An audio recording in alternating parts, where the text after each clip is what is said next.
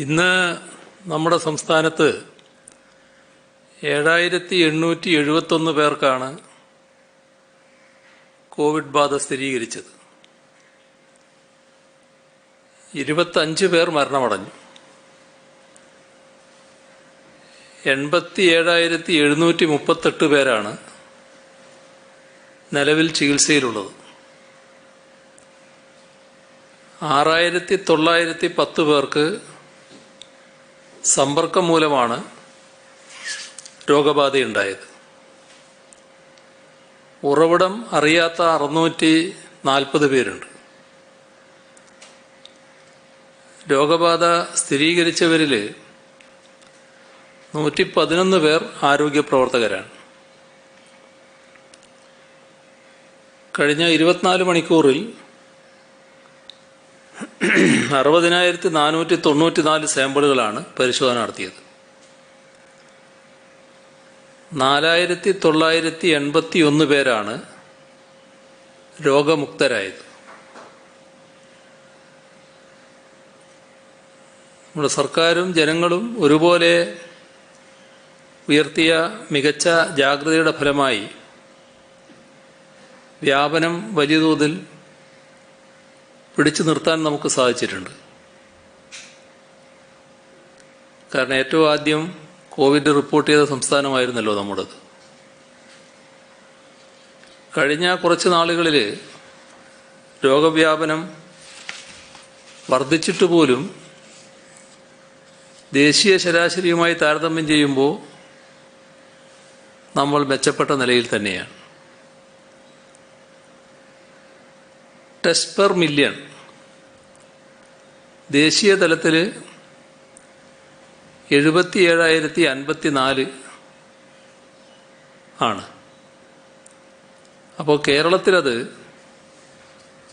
92,788 ആണ്.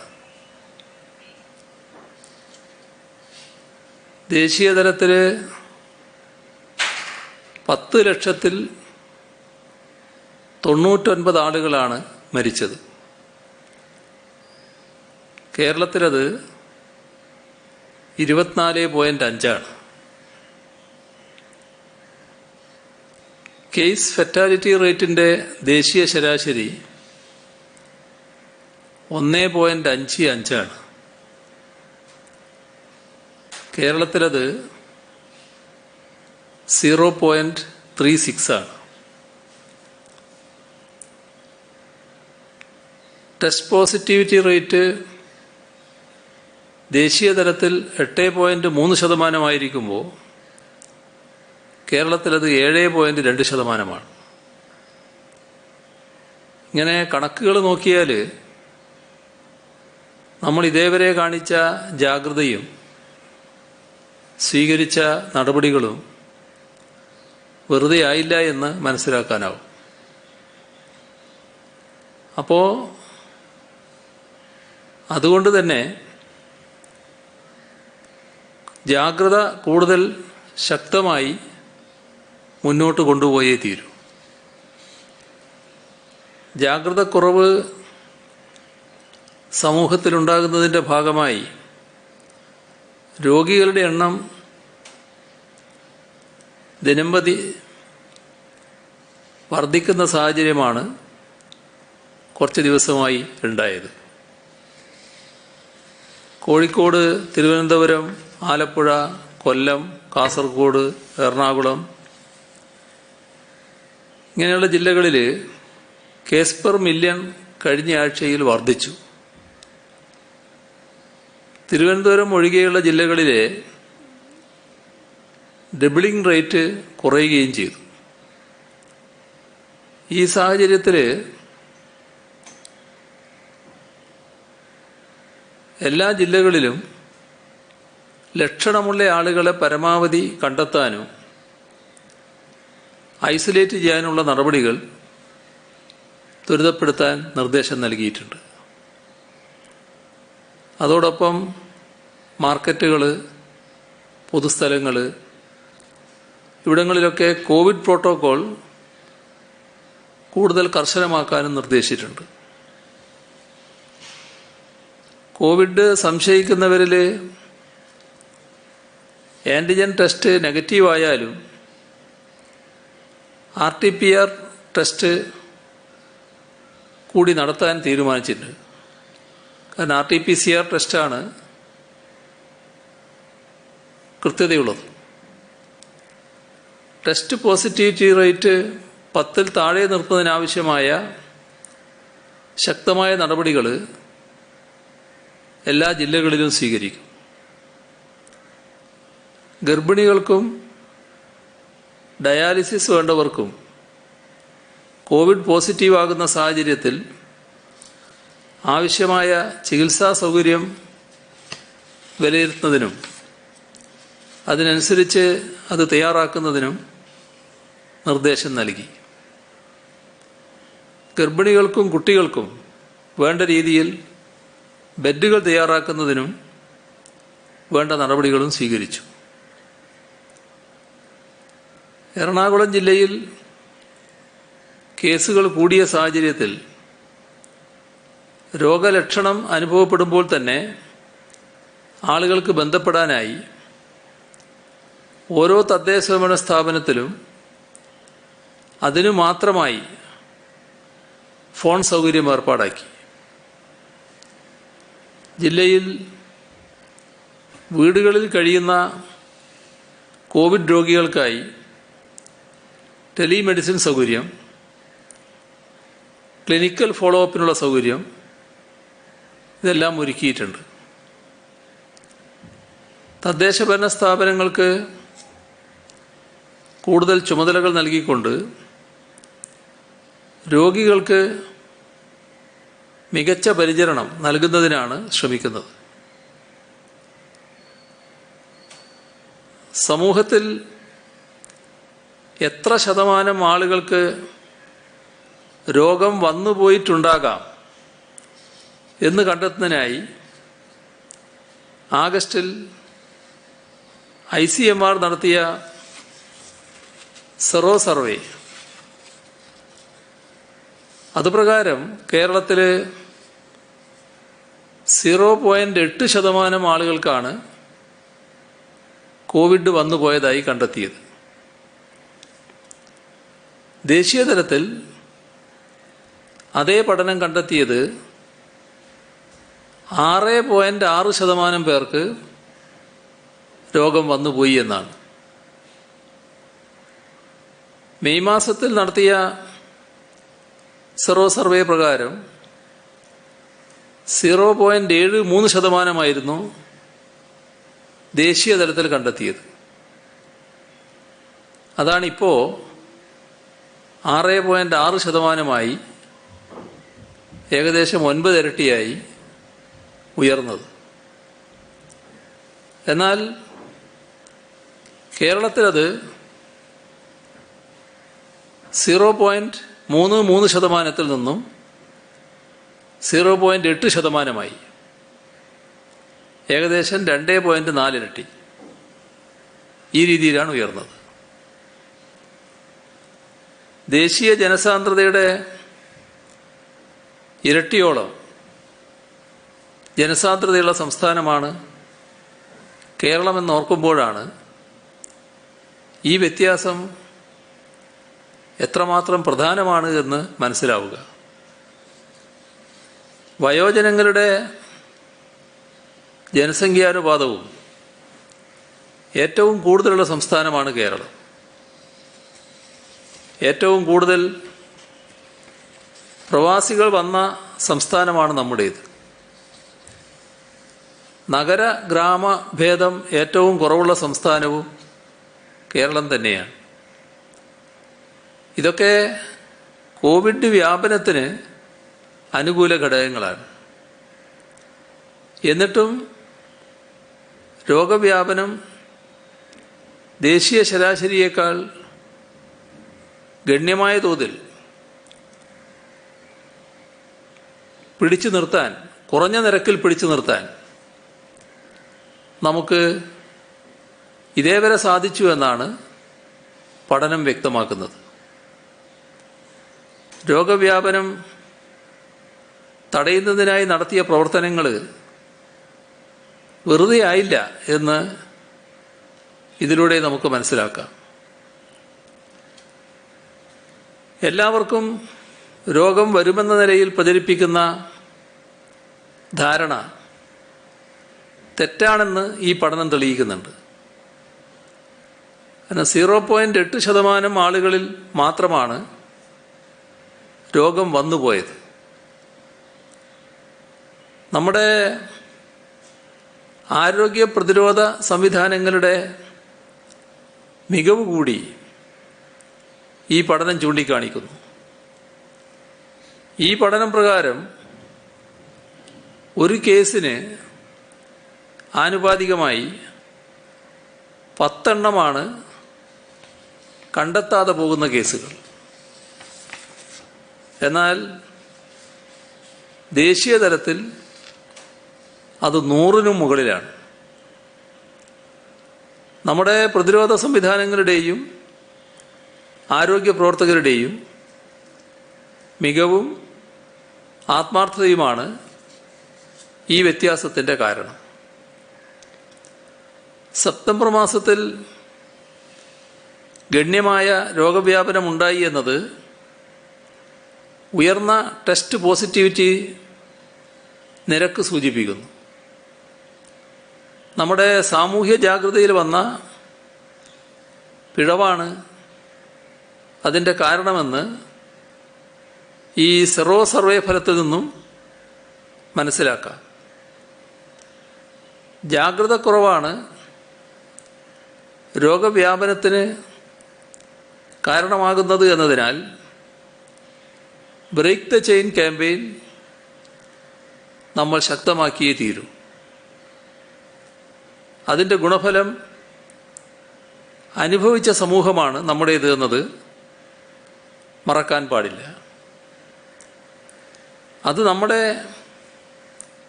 ഓർമ്മിപ്പിക്കുന്നു എന്നതാണ് ഈ ICMR സർവേയുടെ പ്രാധാന്യം.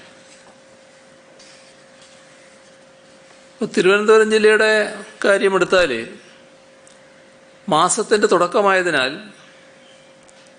ബാങ്കുകൾ, മറ്റ് ധനകാര്യ സ്ഥാപനങ്ങൾ എന്നിവിടങ്ങളിൽ പൊതുജനങ്ങൾ കൂട്ടം കൂടുന്നത് ശ്രദ്ധയിൽപ്പെട്ടിട്ടുണ്ട്.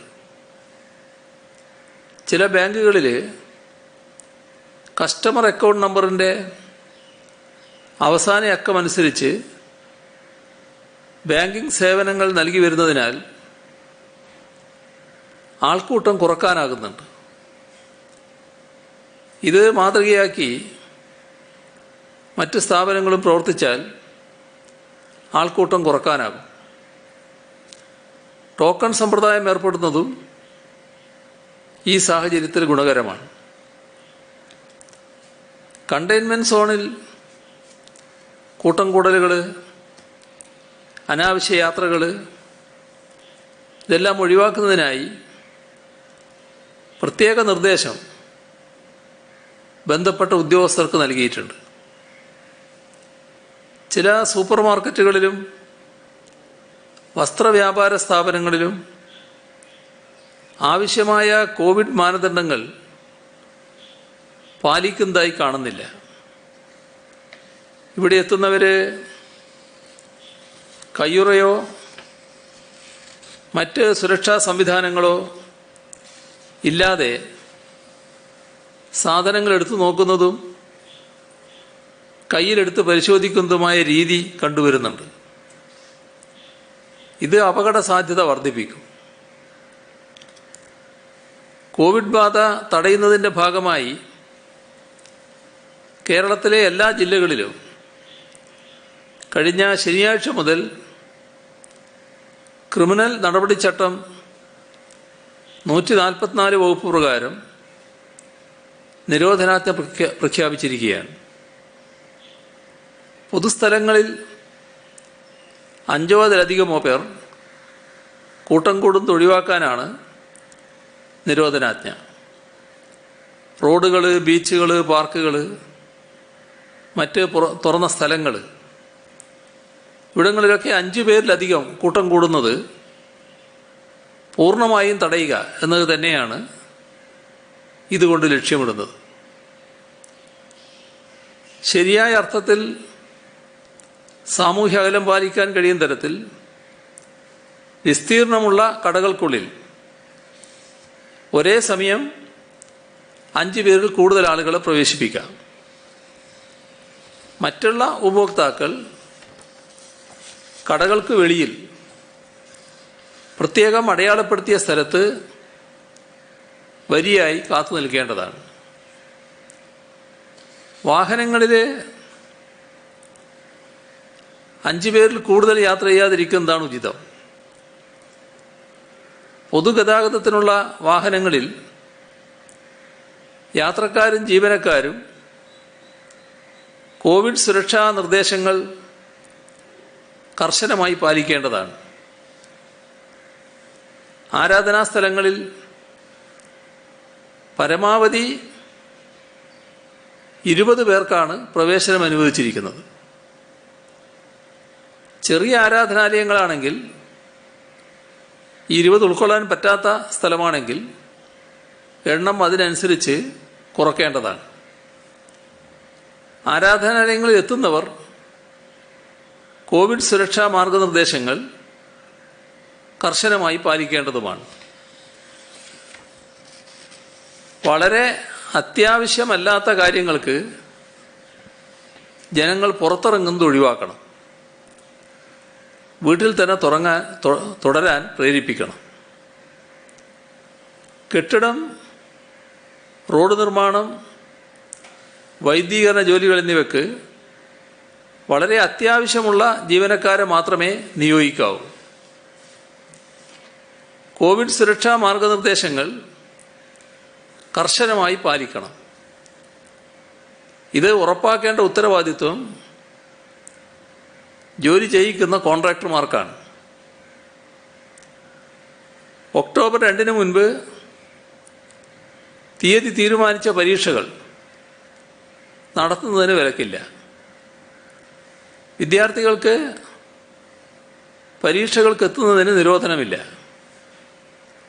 കുട്ടികളോടൊപ്പം എത്തുന്ന മാതാപിതാക്കൾ, ബന്ധുക്കൾ, അധ്യാപകർ എന്നിവരെ പരീക്ഷാ കേന്ദ്രത്തിന് സമീപത്ത് നിൽക്കാൻ അനുവദിക്കില്ല. ഫാക്ടറികൾക്കും മറ്റ് നിർമ്മാണ സ്ഥാപനങ്ങൾക്കും മുഴുവൻ ജീവനക്കാരെയും ജോലിക്കായി വിനിയോഗിക്കാവുന്നതാണ്. അവർ കോവിഡ് സുരക്ഷാ മാനദണ്ഡങ്ങൾ കർശനമായി പാലിച്ചിരിക്കണം. ഫാക്ടറികളും മറ്റ് നിർമ്മാണ സ്ഥാപനങ്ങളും അടച്ചിടേണ്ടതില്ല. ജോലി ചെയ്യുന്നതിൽ നിന്ന് തൊഴിലാളികളെ വിലക്കാനും പാടില്ല. സ്വകാര്യ ക്ലിനിക്കുകൾക്കും ഡിസ്പെൻസറികൾക്കും തുറന്നു പ്രവർത്തിക്കാം. എന്നാൽ ജീവനക്കാരും രോഗികളും സാമൂഹിക അകലം ഉൾപ്പെടെയുള്ള സുരക്ഷാ പ്രോട്ടോകോൾ കർശനമായും പാലിക്കണം. ഇത്തരം സ്ഥാപനങ്ങളുടെ കാത്തിരിപ്പ് കേന്ദ്രത്തിലോ വെളിയിലോ രോഗികൾ കൂട്ടം കൂടി നിൽക്കാൻ പാടില്ല. ഫിസിയോതെറാപ്പി കേന്ദ്രങ്ങൾ, ഡെന്റൽ ക്ലിനിക്കുകൾ, ഹോമിയോ ആയുർവേദ ക്ലിനിക്കുകൾ എന്നിവയ്ക്കെല്ലാം ഇത് ബാധകമാണ്. നിരോധനാജ്ഞ കർശനമായി നടപ്പാക്കാൻ പോലീസിന് നിർദ്ദേശം നൽകിയിട്ടുണ്ട്. പോലീസ് ഉൾപ്പെടെ എല്ലാ വകുപ്പുകളുടെയും സഹകരണമുണ്ടെങ്കിൽ മാത്രമേ നിരോധനം വിജയകരമാവുകയുള്ളൂ. രോഗബാധ വർദ്ധിക്കാതിരിക്കാൻ, വർദ്ധിക്കുന്നത് തടയാൻ ഇത് അത്യാവശ്യമാണ്. എല്ലാവരും സ്വയം അച്ചടക്കം പാലിച്ച് വൈറസ് ബാധ തടയുന്നതിനുള്ള സർക്കാരിൻ്റെ ശ്രമങ്ങൾക്ക് പിന്തുണ നൽകണമെന്ന് അഭ്യർത്ഥിക്കുകയാണ്. കേരള എപ്പിഡമിക് ഡിസീസ് ഓർഡിനൻസിൽ വ്യവസ്ഥ ചെയ്തിട്ടുള്ള വിവിധതരം കുറ്റകൃത്യങ്ങളുടെ പിഴത്തുക വർദ്ധിപ്പിക്കുന്നതിനുള്ള നിർദ്ദേശം ലഭിച്ചിട്ടുണ്ട്. സർക്കാർ ഈ കാര്യം വിശദമായി പരിശോധിച്ചു വരികയാണ്. മാസ്ക് ധരിക്കാത്ത 7482 സംഭവങ്ങൾ സംസ്ഥാനത്ത് റിപ്പോർട്ട് ചെയ്തിട്ടുണ്ട്. ക്വാറന്റൈൻ ലംഘിച്ച 6 പേർക്കെതിരെ ഇന്ന് കേസ് രജിസ്റ്റർ ചെയ്തു. നിരോധനാജ്ഞ ലംഘിച്ചതിന് ഇന്ന് സംസ്ഥാനത്ത് 43 കേസുകളാണ് രജിസ്റ്റർ ചെയ്തത്. 126 പേർ അറസ്റ്റിലായി.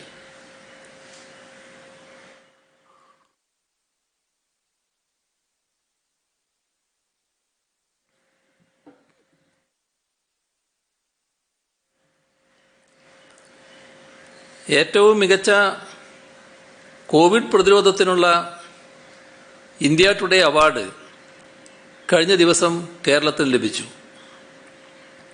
ഇന്ത്യയിലെ കോവിഡ് പ്രതിരോധ പ്രവർത്തനങ്ങൾക്കുള്ള സംസ്ഥാന വിഭാഗത്തിലെ ഇന്ത്യ ടുഡേ ഹെൽത്ത് ഗിരി അവാർഡാണ് കേരളത്തിന് ലഭിച്ചത്. കേന്ദ്ര ആരോഗ്യമന്ത്രി ഡോക്ടർ ഹർഷവർദ്ധനിൽ നിന്നും ഓൺലൈനായി കഴിഞ്ഞ ദിവസം അവാർഡ് ഏറ്റുവാങ്ങി. ടെസ്റ്റിംഗ്, ഐസൊലേഷൻ വാർഡുകളുടെ പ്രവർത്തനം, ഫണ്ട് അനുവദിക്കുന്നതിലും ചെലവഴിക്കുന്നതിലും നടത്തിയ കൃത്യത, മരണനിരക്ക് കുറക്കുന്നതിലെ ശ്രദ്ധ, മികച്ച ചികിത്സ, സംസ്ഥാന സർക്കാരിൻ്റെ പ്രവർത്തനം എന്നിവ പരിഗണിച്ചാണ് അവാർഡ് നൽകിയത്. പൊതുവിദ്യാലയങ്ങളാകെ മികവിൻ്റെ കേന്ദ്രമാക്കുക എന്ന ലക്ഷ്യത്തിലേക്ക് സംസ്ഥാനം അതിവേഗം മുന്നേറുകയാണ്. പൊതുവിദ്യാഭ്യാസ സംരക്ഷണ യജ്ഞത്തിൻ്റെ ഭാഗമായി മികവിൻ്റെ കേന്ദ്രങ്ങളായ 90 സ്കൂളുകൾ നാടിന് സമർപ്പിച്ചു. കിഫ്ബിയിൽ നിന്ന് 5 കോടി രൂപ ചെലവഴിച്ച് 4 കെട്ടിടങ്ങളും 3 കോടി രൂപ ചെലവിട്ട് 20 കെട്ടിടങ്ങളും, പ്ലാൻ ഫണ്ട് പ്രയോജനപ്പെടുത്തി 62 കെട്ടിടങ്ങളും, നബാർഡിൻ്റെ സഹായം ഉപയോഗിച്ച് 4 കെട്ടിടങ്ങളുമാണ് സ്കൂളുകൾക്കായി നിർമ്മിച്ചത്. 54 സ്കൂൾ കെട്ടിടങ്ങളുടെ ശിലാസ്ഥാപനവും നിർവഹിച്ചു. കിഫ്ബിയിൽ നിന്ന് 3 കോടി രൂപ വീതം ചെലവഴിച്ച് 34 കെട്ടിടങ്ങളും, പ്ലാൻ ഫണ്ടിൽ നിന്ന് 40 കോടി രൂപ ചെലവഴിച്ച് 20 കെട്ടിടങ്ങളുമാണ് നിർമ്മിക്കുന്നത്. വിദൂര വിദ്യാഭ്യാസ രംഗം ശക്തിപ്പെടുത്താൻ ലക്ഷ്യമിട്ടുള്ള സംസ്ഥാനത്തെ ഓപ്പൺ സർവകലാശാലയ്ക്ക് കൊല്ലത്ത് തുടക്കമായി. ഇരുട്ടിൽ നിന്നും വെളിച്ചത്തിലേക്ക് മലയാളിയെ നയിച്ച നവോത്ഥാന നായകൻ ശ്രീനാരായണ ഗുരുവിനോടുള്ള ആദരവ് കൂടിയാണ് ഓപ്പൺ സർവകലാശാല. സാധാരണ കോഴ്സുകൾക്ക് പുറമെ തൊഴിലധിഷ്ഠിത തൊഴിൽ നൈപുണ്യ കോഴ്സുകളും ഇവിടെ ഉണ്ടാകും. ശ്രീനാരായണ ഗുരുവിൻ്റെ നാമധേയത്തിൽ പ്രവർത്തിക്കുന്ന ഈ ഓപ്പൺ സർവകലാശാലയ്ക്ക് പ്രാദേശിക പഠന കേന്ദ്രങ്ങളും കോൺടാക്റ്റ് ക്ലാസുകളും ഓൺലൈൻ ക്ലാസുകളും എല്ലാം ഉണ്ടാവും. കഴിവും യോഗ്യതയും ആഗ്രഹവുമുള്ള മുഴുവൻ ആളുകൾക്കും ഉപരിപഠനം പ്രാപ്യമാക്കാനുള്ള സംവിധാനമാണിത്. ഏത് പ്രായക്കാർക്കും ഏതറിവും ഇവിടെ നേടിയെടുക്കാനാവും. വിദൂര വിദ്യാഭ്യാസ മേഖലയിലെ മികച്ച മാതൃകയായി ശ്രീനാരായണ ഗുരു ഓപ്പൺ സർവകലാശാലയെ വളർത്തിയെടുക്കും. കെയ്പ്പിൻ്റെ 4 കോളേജുകളിൽ പുതിയ കെട്ടിട സമുച്ചയങ്ങളുടെ ഉദ്ഘാടനം നിർവഹിച്ചു. Aranmula engineering college, academic block, Vadakara, Kidangoor, Pathanapuram കോളേജുകളിൽ വനിതാ ഹോസ്റ്റലുകൾ ഇവയാണ് പുതുതായി നിർമ്മിച്ചത്. ആറന്മുള എഞ്ചിനീയറിംഗ് കോളേജിൽ 18 കോടി രൂപ ചെലവിലാണ് അക്കാദമിക് ബ്ലോക്കിൻ്റെ 2ാം ഘട്ട നിർമ്മാണം പൂർത്തീകരിച്ചത്. വിദ്യാർത്ഥികൾക്ക് ആവശ്യമായ എല്ലാവിധ നൂതന സംവിധാനങ്ങളും ഇവിടെ സജ്ജമാക്കിയിട്ടുണ്ട്. കിഫ്ബിയിൽ നിന്ന് 12 കോടി രൂപ ചെലവഴിച്ച് കടമക്കുടിയിൽ പുതിയ ജലവിതരണ ശൃംഖല സ്ഥാപിച്ചു. പഴയ പൈപ്പ് ലൈൻ മാറ്റിയാണ് പുതിയ ശൃംഖല സ്ഥാപിച്ചത്. 2036 വരെ ഇതിലൂടെ സുഗമമായി കുടിവെള്ള വിതരണം സാധ്യമാകും. 8 മാസം കൊണ്ടാണ് പദ്ധതി യാഥാർത്ഥ്യമായത്. 4545 വീടുകളിൽ 4099 വീടുകളിലും പുതിയ പൈപ്പ് ലൈൻ സ്ഥാപിച്ചു. 22 പൊതു ടാപ്പുകളും പുതുതായി സ്ഥാപിച്ചു. ശേഷിക്കുന്ന 446 വീടുകളിൽ ജലജീവൻ പദ്ധതിയിൽ പൈപ്പ് കണക്ഷൻ ലഭ്യമാക്കും. അതോടെ കുടിവെള്ളം പൈപ്പിലൂടെ ലഭ്യമാകുന്ന പഞ്ചായത്ത് നേട്ടം കടമക്കുടിക്ക് ലഭിക്കും. കോഴിക്കോട്, വയനാട് ജില്ലകളെ ബന്ധിപ്പിക്കുന്ന ആനക്കാമ്പൊയിൽ കല്ലാടി മേപ്പാടി തുരങ്കപാത പദ്ധതിക്ക് തുടക്കം കുറിച്ചതാണ് എടുത്തു പറയേണ്ട മറ്റൊന്ന്. 900 കോടി രൂപയാണ് നിലവിൽ പദ്ധതിക്ക് ചെലവ് പ്രതീക്ഷിക്കുന്നത്. കിഫ്ബിയിൽ നിന്നുള്ള 658 കോടി രൂപയ്ക്ക് ഭരണാനുമതിയായി. സർവേയും സാങ്കേതിക പഠനവും പൂർത്തിയായാൽ മാത്രമേ അന്തിമ ചെലവ് കണക്കാക്കാനാവൂ. കൂടുതൽ തുക ആവശ്യമായി വന്നാൽ അനുവദിക്കും. വനഭൂമിക്കടിയിലൂടെ പാറ തുരന്ന് 7 കിലോമീറ്റർ നീളത്തിലാണ് തുരങ്കം നിർമ്മിക്കുന്നത്. നമ്മുടെ രാജ്യത്തെ ഏറ്റവും ദീർഘമേറിയ തുരങ്കങ്ങളെടുത്താൽ അതിൽ 3ാമത്തേതായിരിക്കും ഇത് എന്നാണ് പറയുന്നത്. ഈ മേഖലയിൽ ദീർഘകാലത്തെ പ്രവൃത്തി പരിചയവും സാങ്കേതിക വൈദഗ്ധ്യവുമുള്ള കൊങ്കൺ റെയിൽവേക്കാണ് പദ്ധതി നടത്തിപ്പിൻ്റെ ചുമതല നൽകിയിരിക്കുന്നത്. 3 വർഷം കൊണ്ട് നിർമ്മാണം പൂർത്തിയാക്കാനാണ് ഉദ്ദേശിക്കുന്നത്. തുരങ്കപാതയുടെ സാങ്കേതിക പഠനം ആരംഭിച്ചു. കോഴിക്കോട്, വയനാട് വനമേഖലയിലെ റോഡിൻ്റെ സൗകര്യവും പരിസ്ഥിതി ലോല പ്രദേശം ഉയർത്തുന്ന വെല്ലുവിളികളും തിരുവമ്പാടി, കല്ലാടി മേഖലയിലെ പ്രകൃതി ദുരന്ത സാധ്യതകളും പരിഗണിച്ചാവും അന്തിമരേഖ തയ്യാറാക്കുക. തുരങ്കപാത യാഥാർത്ഥ്യമാകുന്നതോടെ കർണാടകയിൽ നിന്ന് മലബാർ മേഖലയിലേക്കുള്ള ചരക്ക് നീക്കം സുഗമമാവും. മലബാറിൻ്റെ ആകെ വികസന കുതിപ്പിന് ഇത് ആക്കം കൂട്ടും. താമരശ്ശേരി ചുരത്തിലെ വാഹന ബാഹുല്യം കുറക്കാനാകും.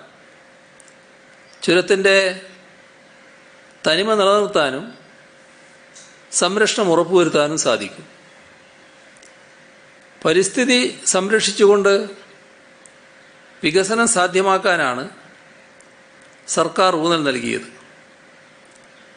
കോഴിക്കോട് നിന്ന് വയനാട്ടിലേക്ക് പാത നിർമ്മിക്കുന്നതിന് നേരത്തെ നിരവധി ബദൽ നിർദ്ദേശങ്ങൾ ഉണ്ടായിരുന്നു. ഒരു ഘട്ടത്തിൽ സമാന്തരമായി മറ്റൊരു പാത നിർമ്മിക്കുന്നതിനെക്കുറിച്ചും ചർച്ച ചെയ്തു. എന്നാൽ പ്രായോഗിക പ്രശ്നങ്ങൾ കാരണം അത് ഉപേക്ഷിച്ചു. കാലവർഷം, മണ്ണിടിച്ചൽ, റോഡിലെ മറ്റ് തടസ്സങ്ങൾ ഇവയെല്ലാം കാരണം ദിവസങ്ങളോളവും ചിലപ്പോൾ മാസങ്ങളോളവും താമരശ്ശേരി ചുരത്തിൽ ഗതാഗതം നിലച്ച അവസ്ഥയുണ്ടായിട്ടുണ്ട്. വനമേഖലയിലൂടെയുള്ള റോഡ് അടിസ്ഥാന സൗകര്യ വികസനത്തിന് വലിയ പരിമിതിയുണ്ടാക്കി. തുരങ്കപാത വരുന്നതോടെ ഇതിനെല്ലാം പരിഹാരമാകും.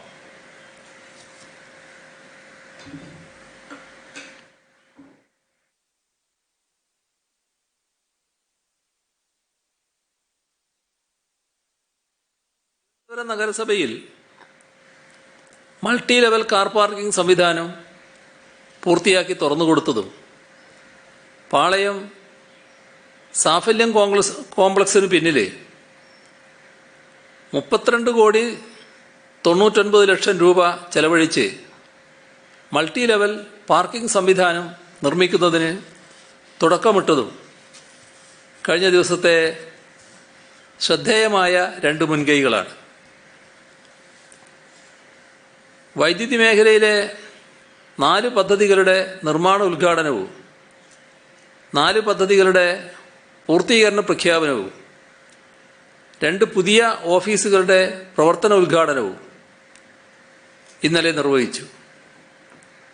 Kottayam 400 kV gas insulated substation, Mannarkkad electrical ഡിവിഷന്റെ പുതിയ കെട്ടിടം, ഷൊർണൂർ സബ് റീജിയണൽ സ്റ്റോറിന്റെ പുതിയ കെട്ടിടം, നല്ലമ്പുഴ ഇലക്ട്രിക്കൽ സെക്ഷന്റെ പുതിയ കെട്ടിടം ഇവയെല്ലാമാണ് നിർമ്മാണം ആരംഭിക്കുന്ന പദ്ധതികൾ.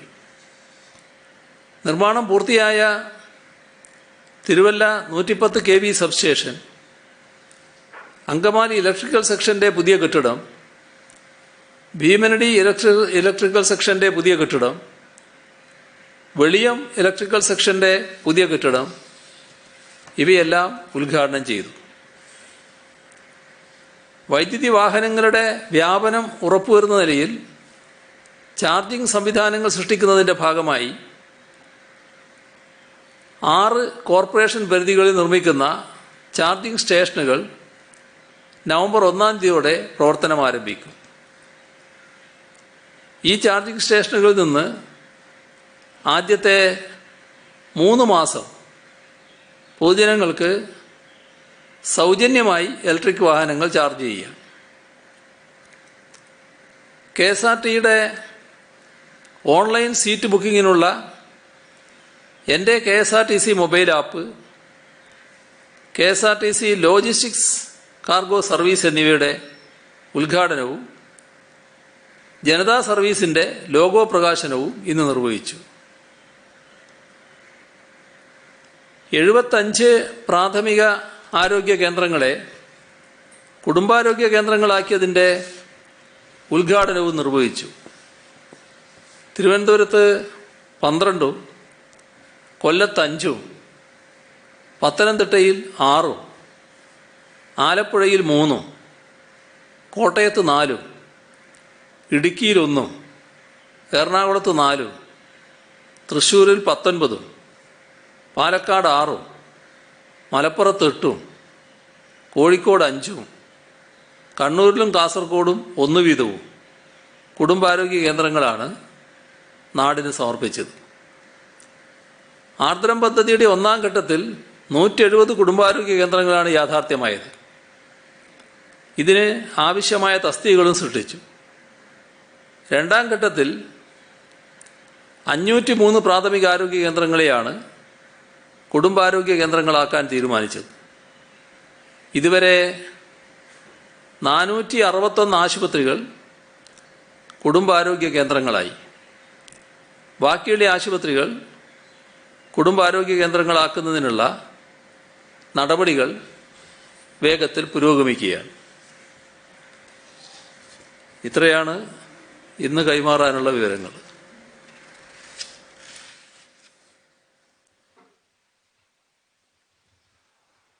CM ഈ കേന്ദ്രത്തിന്റെ അൺലോക്ക് 5 15-ാം തീയതി മുതൽ വരുന്ന പറഞ്ഞ സ്കൂളുകൾ തുറക്കുന്ന കാര്യത്തിലൊക്കെ സംസ്ഥാനങ്ങൾക്ക് തീരുമാനിക്കുകയാണ്. നമ്മൾ ഇക്കാര്യത്തിൽ എന്തെങ്കിലും ഒരു തീരുമാന നിലയിലേക്ക് വന്നിട്ടുണ്ടോ?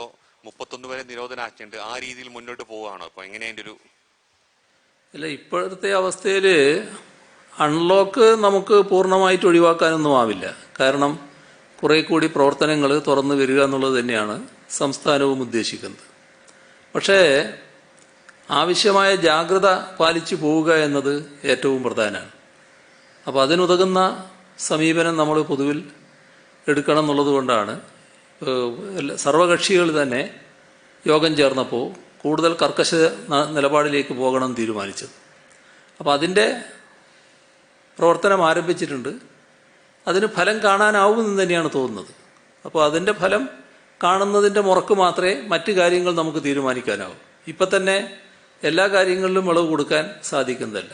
കുട്ടികളുടെ കാര്യത്തിൽ സ്കൂളുകൾ തുറന്ന് പ്രവർത്തിക്കണം തന്നെയാണ് എല്ലാവരുടെയും താല്പര്യം. പക്ഷേ അതിൻ്റെ സമയം ഇപ്പോഴായോ എന്ന സംശയം നല്ലതുപോലെയുണ്ട്. ഈ വ്യാപന ഘട്ടത്തിൽ അത് കഴിഞ്ഞതിന് ശേഷം ആലോചിക്കേണ്ട കാര്യമാണത്. സിഎം, ഈ അത്യാവശ്യമല്ലാത്ത കാര്യങ്ങൾക്ക് ജനങ്ങൾ പുറത്തിറങ്ങരുത്, വീട്ടിൽ തന്നെ തുടരണം എന്ന് സിഎം പറഞ്ഞു. ഇപ്പൊ നേരത്തെ ഇങ്ങനൊരു നിർദ്ദേശം വന്നപ്പോൾ പോലീസ് ഒരു പരിശോധന നടത്തുന്നുണ്ടായിരുന്നു. അത്തരത്തിൽ വല്ല പരിശോധനയും പോലീസിന്റെ ഭാഗത്തു നിന്നുണ്ടാകും? അതൊരു നിർദ്ദേശം മാത്രമാണോ ജനങ്ങൾക്ക് മുന്നിലേക്ക് വെക്കുന്നത്? ഇതിപ്പോ ഒരു നിർദ്ദേശം മാത്രമാണ്. കാരണം 5-ലധികം ആളുകൾ കൂടരുത് എന്നുള്ളത് ഒരു നിബന്ധന തന്നെയാണ്.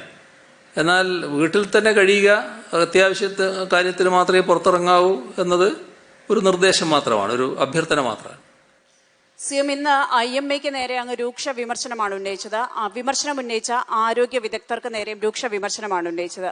ഇവിടെ IMA അടക്കമുള്ള ആരോഗ്യ വിദഗ്ധരുടെ സംഘടനയെ, അത്തരത്തിലുള്ള ആരോഗ്യ വിദഗ്ധരെ വിശ്വാസത്തിലെടുക്കാതിരുന്നു എന്നത് ഒരു വീഴ്ചയായി കണക്കാക്കുന്നുണ്ടോ? പ്രത്യേകിച്ച് രോഗിയെ പുഴുവരിച്ച സംഭവത്തിലടക്കം ആരോഗ്യ വകുപ്പിന്റെ, ആരോഗ്യ മന്ത്രിയുടെ അടക്കമുള്ള ഉത്തരവാദിത്തങ്ങളിൽ നിന്ന് ഒഴിഞ്ഞു മാറുകയാണോ? ഒരു കാര്യം കൂടി, ഇന്ന് മുൻ മുഖ്യമന്ത്രി ശ്രീ ഉമ്മൻചാണ്ടി ഇന്നൊരു കാര്യം സൂചിപ്പിച്ചിട്ടുണ്ട്. അതായത് വെന്റിലേറ്ററുകൾ വാങ്ങാനുള്ള ഫണ്ട് ഇതുവരെ ഉപയോഗിച്ചിട്ടില്ല എന്ന ആരോപണം ഉന്നയിക്കുന്നു. NK പ്രേമചന്ദ്രൻ MP അടക്കമുള്ളവർ നൽകിയ ഫണ്ട്, അത് സംബന്ധിച്ച് എന്തെങ്കിലും വ്യക്തമാക്കാൻ സാധിക്കുമോ? ഇതില് കോവിഡ് വ്യാപനം നമ്മുടെ നാട്ടിൽ ശക്തമായതോടെ മാർച്ച് സെപ്റ്റംബർ മാസങ്ങളിൽ മെഡിക്കൽ വിദഗ്ധരുടെ യോഗം വിളിച്ചു കൂട്ടിയിരുന്നു. ആ യോഗത്തിൽ സാധാരണഗതിയിൽ നാട്ടിലുള്ള മെഡിക്കൽ രംഗത്തുള്ള വിദഗ്ധരെയാണ് വിളിച്ചത്. അതിൽ IMAക്കാരും ഉണ്ടായിരുന്നു. അവർ പങ്കെടുക്കുകയും ചെയ്തു. IMA ആ യോഗങ്ങളിൽ നിർദ്ദേശിച്ച കാര്യങ്ങളോട് സാധാരണ നിലക്ക് ക്രിയാത്മകമായി തന്നെയാണ് സർക്കാർ പ്രതികരിച്ചത്. അതോടൊപ്പം സർക്കാർ രൂപീകരിച്ചൊരു വിദഗ്ധ സമിതിയുണ്ട്. IMA എന്നത് ഒരു സംഘടനയാണ്, നമ്മളത് കാണണം, ഡോക്ടർമാരുടെ സംഘടനയാണ്. എന്നാൽ അതിലുള്ള വിദഗ്ധരടക്കം ഉൾക്കൊള്ളുന്നതാണ് വിദഗ്ധ സമിതി. ആ വിദഗ്ധ സമിതി വീഡിയോ കോൺഫറൻസിലൂടെ IMA ഭാരവാഹികളുമായും ചർച്ച നടത്തിയിട്ടുണ്ട്. അവർ പല മേഖലയുമായും ചർച്ച നടത്തും. അങ്ങനെയുള്ള ചർച്ച IMAയുമായും അവർ നടത്തിയിട്ടുണ്ട്.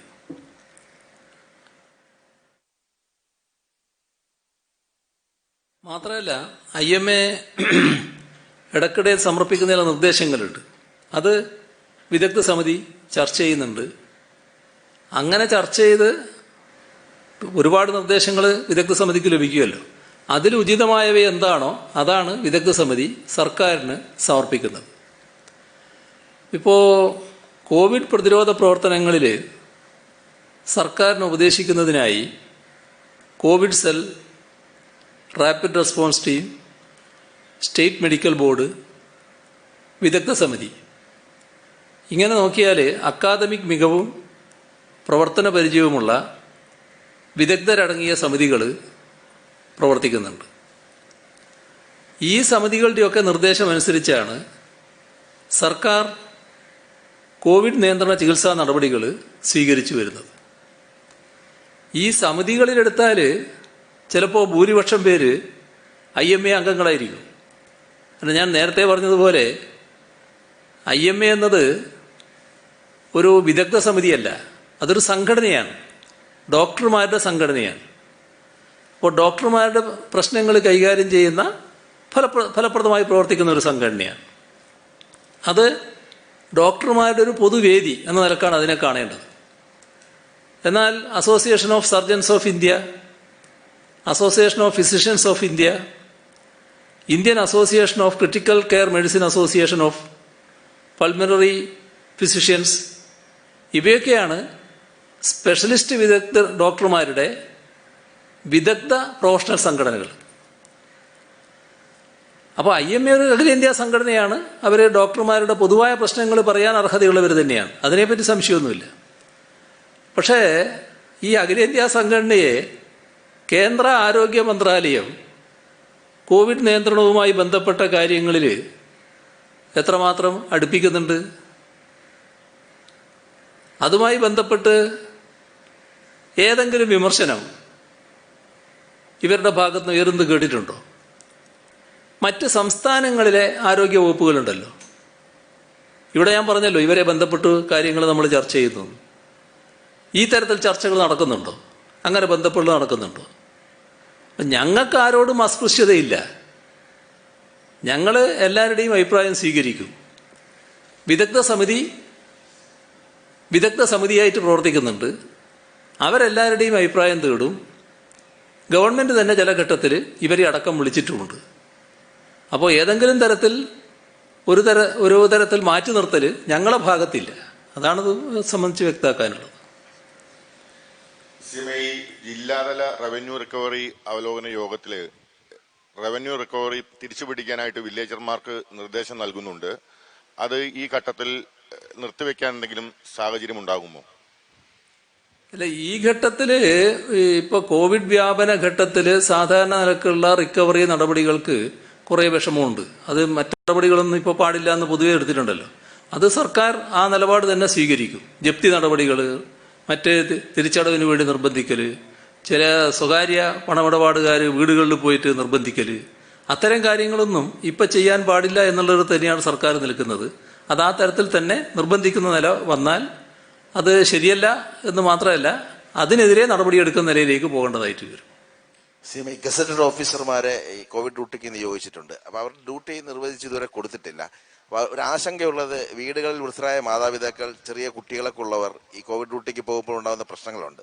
അത് സർക്കാർ ചർച്ച ചെയ്തിട്ടുണ്ടോ? ജീവനക്കാർ ചൂണ്ടിക്കാണിച്ചിട്ടുണ്ടോ? അല്ല, ഇത്തരം ഒരു പ്രശ്നം വരുമ്പോൾ അത് സ്വാഭാവികമാണ്. നമ്മുടെ നാട്ടിൽ കുടുംബത്തോടെ താമസിക്കുന്നവരാണല്ലോ പലരും. അതിന് പറ്റിയ മാർഗം അവര് ഡ്യൂട്ടിക്ക് പോകുന്നിടത്ത് തന്നെ താമസ സൗകര്യം ഏർപ്പാട് ചെയ്യുക എന്നുള്ളതാണ്.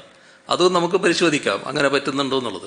ചില ഡോക്ടർമാർ അവിടെ തന്നെ താമസിക്കണം നമ്മൾ പറഞ്ഞില്ലേ, അവിടെ താമസക്കാരല്ലാത്ത ഡോക്ടർമാരെ അവിടെ തന്നെ താമസിപ്പിക്കണമെന്ന നിലപാട് നമ്മൾ എടുത്തിരുന്നു.